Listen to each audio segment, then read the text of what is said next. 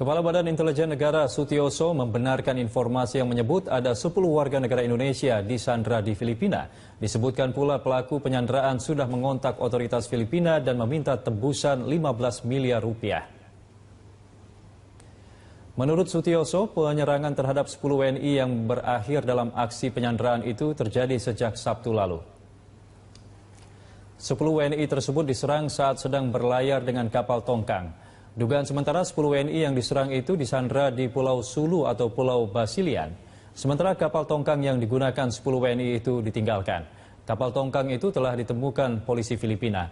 Saat ini Kementerian Luar Negeri Indonesia tengah berkoordinasi dengan pemerintah Filipina untuk mengonfirmasi kebenaran aksi penyanderaan 10 WNI. Maupun non-struktural itu dievaluasi. Kan ini kan masukan yang bagus, kita lebih cepat tahu bahwa orang ini tidak cocok tugas-tugas di intelijen gitu kan. Di jabatan tersebut tugasnya apa, Pak? Ya di Dewan Analisis di situ kan, kumpul dia tidak sendiri. Ya, jadi ini sudah, lalu kita evaluasi, nanti lihat aja keputusannya. Diri kemudian dikejar. Insiden tabrakan terjadi karena KM Koife berusaha untuk kabur. 3 petugas melompat masuk ke dalam KM Koife dan berhasil melumpuhkan 8 anak buah kapal Koife. Setelah itu kapal hiu 11 mencoba menarik kapal Koife, namun saat kapal Koife hendak ditarik, datang kapal milik Coast Guard Tiongkok dan menabrak kapal tangkapan. Kapal hiu 11 memilih untuk memundur karena di saat yang sama kapal Coast Guard Tiongkok kedua datang. 3 petugas yang berjaga di KM Koife kembali ke kapal Hill 11 dan memilih meninggalkan kapal tangkapan yang akhirnya dibawa pihak Coast Guard Tiongkok, sumber Kementerian Kelautan dan Perikanan.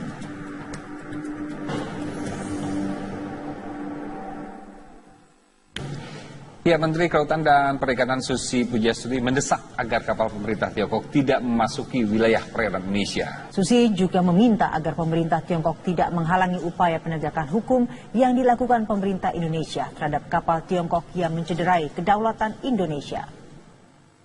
Hubungan Indonesia dan Tiongkok terusik hanya karena peristiwa yang terjadi 2 pekan lalu. Sesungguhnya hubungan Indonesia dan Tiongkok itu baik-baik saja. Tapi yang terjadi 2 pekan lalu itu tidak hanya sekedar pencurian ikan biasa. Tapi ini justru pemerintah Tiongkok melindungi pencurian ikan tersebut. Dan inilah yang membuat pemerintah Indonesia marah dan geram. Dan untuk itu salah satunya adalah di bawah kewenangannya Kementerian Kelautan dan Perikanan. Dan sudah bersama saya saat ini Ibu Susi Pujiastuti. Selamat sore Ibu Susi. Selamat sore. Apa kabar Ibu? Baik, baik. Bicara soal Natuna tadi, Bu, sesungguhnya apa yang terjadi, Bu, di Natuna sehingga Ibu mendapatkan laporan ada pencurian ikan di sana dan kemudian yang Ibu sudah rilis bahwa ini tidak hanya mencuri, tapi mereka justru melindungi ini. Ya, sebetulnya begini, kalau kita kan 1 tahun terakhir memang sedang memerangi illegal fishing, yang mana kita tahu bahwa perikanan Indonesia dengan panjang laut yang begitu besar hanya menjadi nomor 3 di Asia Tenggara, itu kan harus kita betulkan. Nah, kita perangin IUU fishing dan dari semua itu ada banyak penertiban, ya banyak. Nah, saya sih melihat sebetulnya ya hubungan Indonesia-Cina harusnya tetap baik-baik dan masih baik seharusnya. Tidak perlu persoalan fisheries crime atau tindak kejahatan di bidang pencurian ikan itu membuat hubungan kita jelek.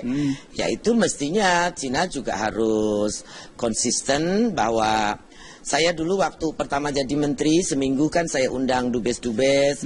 Kita semua ngobrol dengan baik bahwa illegal fishing itu kan musuh bersama, bukan cuma Indonesia saja.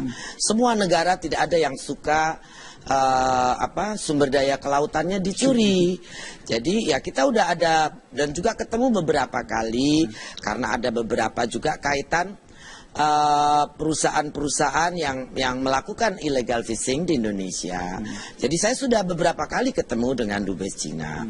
Makanya pada saat kejadian ini seperti ini dan kelihatannya Coast Guard mengganggu penegakan hukum yang akan dilaksanakan oleh orang pengawas dari KKP, nah, tentu saya juga agak tidak ya saya merasa mestinya tidak boleh seperti itu. Harusnya Cina sebagai sebuah negara yang juga saya yakin sangat gencar dan sangat hebat dalam penegakan hukumnya, seharusnya justru membantu Indonesia untuk menangkap para penjahat perikanan ini, gitu kan. Bukan cuma itu pekerjaan kita, tapi sebagai negara yang punya hubungan baik, kita harus bersama-sama memerangi fisheries crime. Jadi mestinya penangkapan yang kita lakukan kepada kapal Cina ini tidak boleh dihalangi. Dan saya yakin hubungan bilateral antar negara, investasi, bisnis dan segala macam pasti tidak mungkin include illegal fishing atau fisheries crime untuk menjadi salah satu bagian dari kerjasama itu. Jadi kan ya kita melihat kapal ikan Cina ini melakukan penangkapan ikan di ZEE kita. Ya tentu itu ZEE kita kan punya kita. Walaupun mereka bilang itu adalah kegiatan biasa yang dilakukan di wilayah traditional fishing zone. Nah itu bagaimana Bu? Klaim mereka seperti itu? Ya tidak ada traditional fishing zone di dunia. Dan kita tidak pernah ada perjanjian recognize fishing zone itu. Yang ada dalam aturan internasional adalah traditional fishing rights. Itu pun hanya berlaku bila telah diratifikasi oleh negara-negara bersangkutan. Kita dan Tiongkok tidak? Tidak ada. Kita cuma ada dengan Malaysia saja. Dan itu pun designated area. Jadi kalau orang nangkap ikan di EEZ kita, yaitu sudah illegal, unregulated fishing. Dan ya kita harus bisa tegakkan hukum kita. Dan untuk saya ya penegakan hukum ini sangat penting untuk dihargai, bukan oleh kita sebagai bangsa tapi juga oleh negara-negara lain yang hidup dalam community internasional. Kita mesti compliant. Kita ingin mencontoh Cina yang besar, yang begitu hebat, karena penegakan hukum di negaranya sangat hebat. Kenapa dia bisa seenaknya sendiri di negeri kita? Kan tidak boleh. Nah, saya ingin Cina juga tidak bersikap mendua dalam hal ini terhadap penegakan hukum kejahatan perikanan. Jadi ya walaupun itu pengusaha dari Tiongkok, semestinya kalau dia melakukan kejahatan perikanan dimanapun juga, harusnya Cina bersedia menyerahkan sebagai penghormatan dia atas hukum.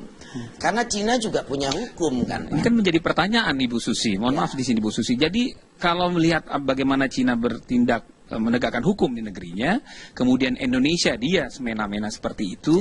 Ini tidak hanya sekali Bu Susi. Yang ini kebetulan terekspos dengan besar karena mereka melakukan perlawanan. Nah ini akhirnya sepertinya dia merendahkan Indonesia. Di sini yang kita marah tidak hanya Ibu, tapi masyarakat Indonesia juga marah. Ini bagaimana Ibu? Saya tidak terlalu jauh memikirkan dia merendahkan Indonesia, tapi yang saya lihat dia merendahkan penegakan hukum yang dilakukan Indonesia. Saya tidak ingin berpolemik menjadi terlalu bagaimana, tapi Cina harus menghormati penegakan hukum di Indonesia. Karena itu kejahatan kan Bu ya? Ya, karena itu kejahatan. Dan saya kagum sebetulnya sangat menghormati kebesaran negara Tiongkok. Karena dengan jumlah penduduk yang begitu besar, begitu kencangnya kontrol sehingga semuanya bisa appropriate run. Bisa good governance itu terjadi. Nah jadi ya saya menghimbau sekali lagi kepada pemerintah Tiongkok untuk bisa menghormati Indonesia untuk melaksanakan penegakan hukum terhadap kejahatan-kejahatan perikanan yang telah merugikan Indonesia begitu besar dan juga merugikan lingkungan begitu besar. Dan bahwa kebetulan itu diklaim oleh Cina sebagai traditional fishing zone, yang mana traditional fishing zone itu adalah wilayah ZEE kita. Nah ini barangkali nanti pekerjaan Bu Menteri Luar Negeri, kemudian tentu dengan tim koordinasi dan Pak Menko Polkam untuk membahas tentang teritorial itu. Terima kasih Bu Susi Pujiastuti atas waktunya sudah berbincang bersama kami pada petang hari ini. Dan demikian pemirsa perbincangan kami bersama Menteri Kelautan dan Perikanan Susi. Dengan Tiongkok bagaimana ini Pak keamanan di sana? Saya kira posisi Indonesia clear ya. Kita itu ingin freedom of navigation itu harus di sana. Itu kan ada hampir 5,1 triliun dolar lalu lintas ekonomi di South China Sea itu. Yang kedua, kita tidak ingin melihat projection power di situ baik oleh manapun gitu. Nah, yang ketiga memang kita non-claimant state, jadi kita tidak negara yang berperkara di situ. Dan itu diakui oleh pemerintah Tiongkok bahwa Pulau Natuna itu adalah kemilik Indonesia. Nah, kalau Anda lihat Pulau Natuna, terus zona internasionalnya 200 nautical mile, itu memang kelihatannya seolah-olah berpotongan dengan 9 dash line yang diklaim oleh Tiongkok tadi. Nah, kita tidak pernah mengakui itu karena dasar hukumnya tidak ada. Kalau dasar histori karena Cheng Ho, karena sentimen dari mainland ada di situ, itu saya kira bukan alasan yang kuat. Tapi buat kita hubungan dengan Tiongkok juga penting. Jadi Cina juga Tiongkok juga merasa bahwa Indonesia itu sebagai negara ASEAN yang terbesar, itu juga saya pikir tidak ingin ada hubungan tidak baik. Jadi saya pikir kedua-duanya akan menahan diri, tapi Presiden ingin kalau sudah menyangkut masalah kedaulatan, kita tentu tidak akan pernah goyang mengenai itu. Dan saya kira statement dari Ibu Menlu kemarin sudah clear mengenai itu ya. Ya, termasuk yang Ibu Bu Susi juga mengatakan bahwa ini kan Cina mulai mengirim Coast Guard-nya juga di perbatasan. Enggak juga sih, kita sih very firm mengenai posisi kita gitu, dan saya juga mengusulkan mengkomunikasikan dengan Panglima TNI supaya Natuna itu diperkuat lagi gitu ke depan gitu. Apa Pak ini treatment khususnya untuk pengamanan di Natuna ini? Ya, kita punya patroli tentu Angkatan Laut kita, Bakamla? Ya, Angkatan Laut khususnya ya, tentu akan berpatroli cukup intensif lagi ke depan karena di situ kan ada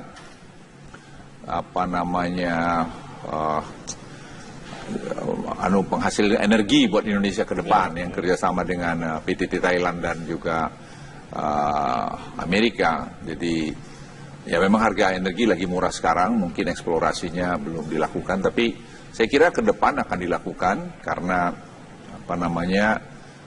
salah satu cadangan gas terbesar saya kira di sana. Walaupun cadangannya ini cost-nya agak mahal karena ada CO2-nya ya.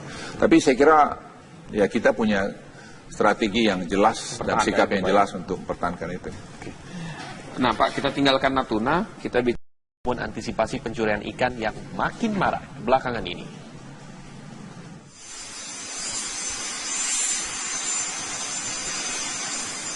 Skadron F-16 dan Skadron Hawk 200 bersiaga di Pangkalan Udara Reosmin Nurjadin, Pekanbaru Riau.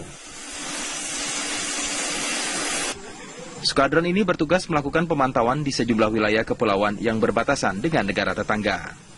TNI Angkatan Udara secara rutin terus melakukan patroli udara dengan pesawat tempur di wilayah Kepulauan Natuna dan sekitarnya.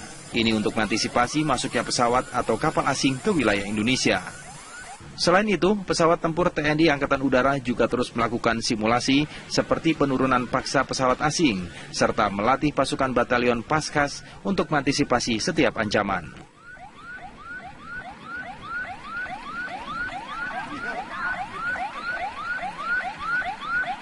Kegiatan yang dilaksanakan ini adalah untuk kesiapsiagaan kita menghadapi kondisi yang terjelek atau kondisi darurat.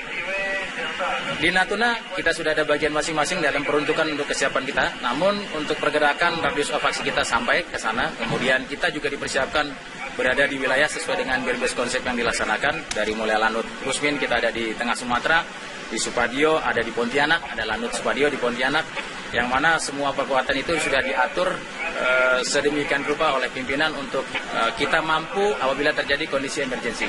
Termasuk juga ada base konsep di sana ada Lanut Pranai. Pesawat tempur dari Skadron 12 Reosmin Nurjadin Pekanbaru setiap hari terbang hingga perbatasan dengan Malaysia dan Kepulauan Natuna, serta dekat dengan wilayah konflik di Laut Cina Selatan. Dari Pekanbaru Riau, Muhammad Arifin, Firman Domo, TV One mengabarkan. Hubungan Indonesia dan Tiongkok terusik hanya karena peristiwa yang terjadi 2 pekan lalu. Sesungguhnya hubungan Indonesia dan Tiongkok itu baik-baik saja.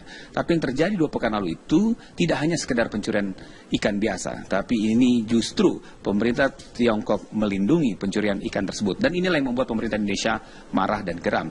Dan untuk itu salah satunya adalah di bawah kewenangannya Kementerian Kelautan dan Perikanan. Dan sudah bersama saya saat ini Ibu Susi Pujastuti. Selamat sore Ibu Susi. Selamat sore. Apa kabar Ibu? Baik, baik. Bicara soal Natuna tadi, Bu, sesungguhnya apa yang terjadi, Bu, di Natuna sehingga Ibu mendapatkan laporan ada pencurian ikan di sana dan kemudian yang Ibu sudah rilis bahwa ini tidak hanya mencuri, tapi mereka justru melindungi ini.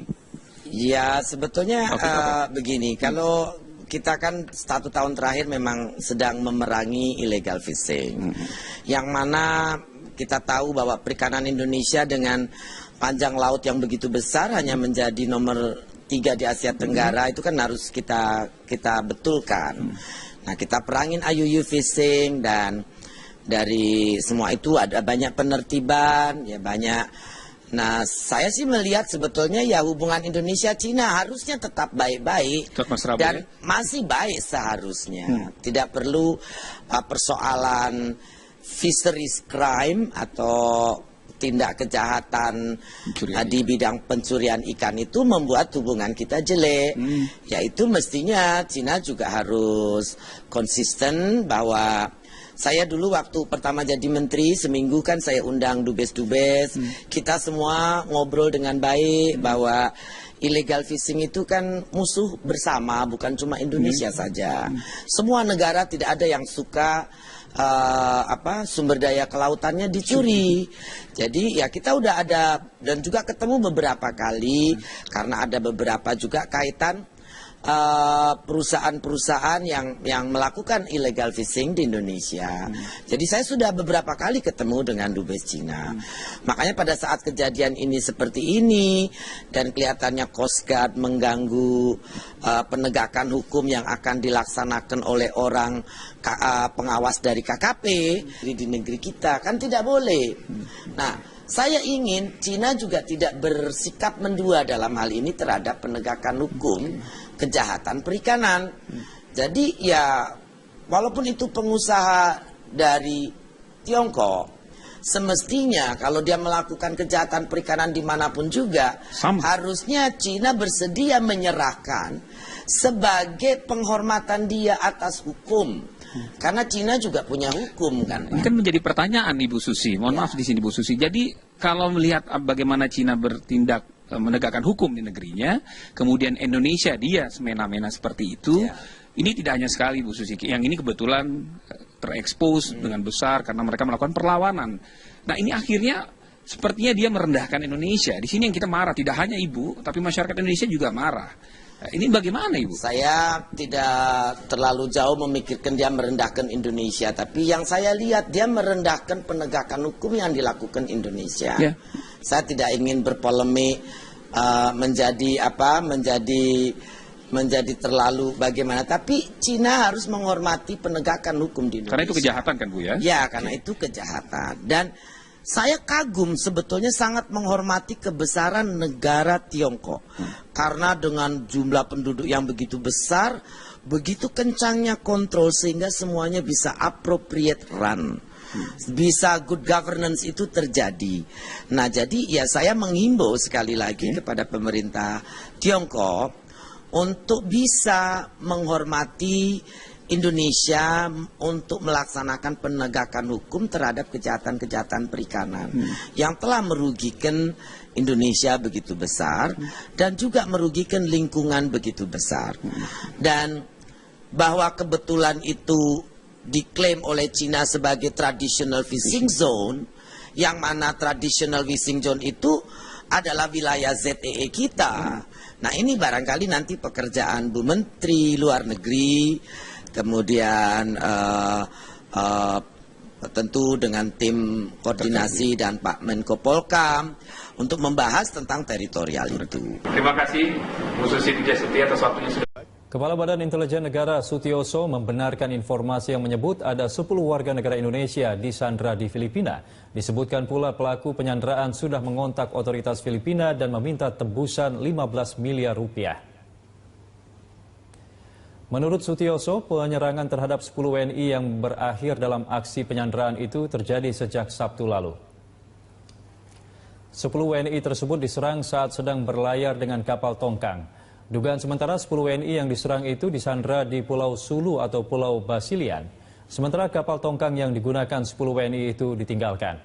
Kapal tongkang itu telah ditemukan polisi Filipina. Saat ini Kementerian Luar Negeri Indonesia tengah berkoordinasi dengan pemerintah Filipina untuk mengonfirmasi kebenaran aksi penyanderaan 10 WNI. Maupun non-struktural itu dievaluasi. Kan ini kan masukan yang bagus, kita lebih cepat tahu bahwa orang ini tidak cocok tugas-tugas di intelijen gitu kan. Di Jabatan tugasnya apa, Pak? Ya di Dewan Analisis di situ kan, kumpul dia tidak sendiri. Jadi ini sudah, lalu kita evaluasi, nanti lihat aja keputusannya. Diri kemudian dikejar. Insiden tabrakan terjadi karena KM Koife berusaha untuk kabur. 3 petugas melompat masuk ke dalam KM Koife dan berhasil melumpuhkan 8 anak buah kapal Koife. Setelah itu kapal hiu 11 mencoba menarik kapal Koife, namun saat kapal Koife hendak ditarik, datang kapal milik Coast Guard Tiongkok dan menabrak kapal tangkapan. Kapal hiu 11 memilih untuk memundur karena di saat yang sama kapal Coast Guard Tiongkok kedua datang. 3 petugas yang berjaga di KM Koife kembali ke kapal Hill 11 dan memilih meninggalkan kapal tangkapan yang akhirnya dibawa pihak Coast Guard Tiongkok, sumber Kementerian Kelautan dan Perikanan.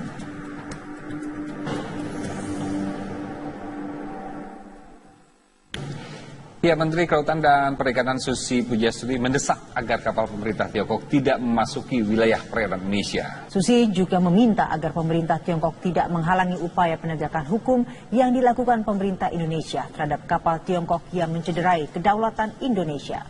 Nah, tentu saya juga agak tidak ini ya, saya merasa mestinya tidak boleh seperti itu. Harusnya Cina sebagai sebuah negara yang juga saya yakin sangat gencar dan sangat hebat dalam penegakan hukumnya, seharusnya justru membantu Indonesia untuk menangkap para penjahat perikanan ini, gitu kan. Bukan cuma itu pekerjaan kita, tapi sebagai negara yang punya hubungan baik, kita harus bersama-sama memerangi fisheries crime.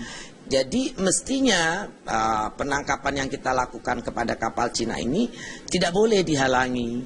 Dan saya yakin hubungan bilateral antar negara, investasi, bisnis dan segala macam pasti tidak mungkin include illegal fishing atau fisheries crime untuk menjadi salah satu bagian dari kerjasama itu.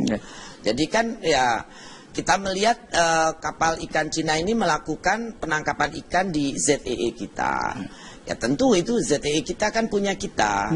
Walaupun mereka bilang itu adalah kegiatan biasa yang dilakukan di wilayah traditional fishing zone. Nah itu bagaimana Bu? Klaim mereka seperti itu? Ya tidak ada traditional fishing zone di dunia. Dan kita tidak pernah ada perjanjian recognize fishing zone itu. Yang ada dalam aturan internasional adalah traditional fishing rights. Itu pun hanya berlaku bila telah diratifikasi oleh negara-negara bersangkutan. Kita dan Tiongkok tidak? Tidak ada. Kita cuma ada dengan Malaysia saja. Dan itu pun designated area. Jadi kalau orang nangkap ikan di EEZ kita, yaitu sudah illegal, unregulated fishing.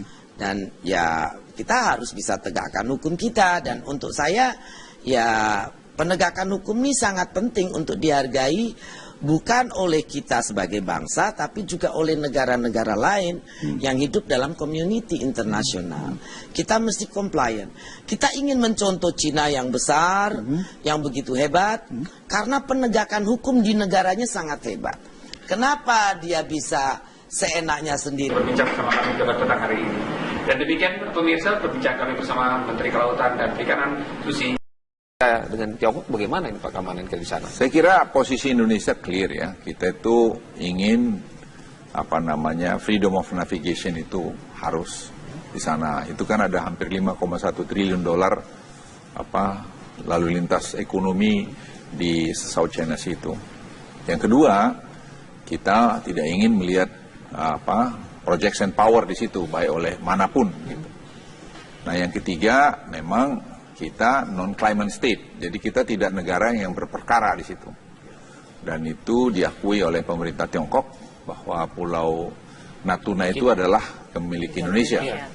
Nah, kalau Anda lihat Pulau Natuna, terus zona internasionalnya 200 nautical mile, itu memang kelihatannya seolah-olah berpotongan dengan 9 dash line yang diklaim oleh Tiongkok tadi. Nah, kita tidak pernah mengakui itu karena dasar hukumnya tidak ada. Kalau dasar histori karena Cheng Ho, karena sentimen dari mainland ada di situ, itu saya kira bukan alasan yang kuat. Tapi buat kita hubungan dengan Tiongkok juga penting. Jadi Cina juga Tiongkok juga merasa bahwa Indonesia itu sebagai negara ASEAN yang terbesar, itu juga saya pikir tidak ingin ada hubungan tidak baik. Jadi saya pikir kedua-duanya akan menahan diri, tapi Presiden ingin kalau sudah menyangkut masalah kedaulatan, kita tentu tidak akan pernah goyang mengenai itu. Dan saya kira statement dari Ibu Menlu kemarin sudah clear mengenai itu ya. Ya, termasuk yang Ibu Bu Susi juga mengatakan bahwa ini kan Cina mulai mengirim Coast Guard-nya juga di perbatasan. Enggak juga sih, kita sih very firm mengenai posisi kita gitu, dan saya juga mengusulkan mengkomunikasikan dengan Panglima TNI supaya Natuna itu diperkuat lagi gitu ke depan gitu. Apa Pak ini treatment khususnya untuk pengamanan di Natuna ini? Ya, kita punya patroli tentu Angkatan Laut kita. Bakamla? Ya,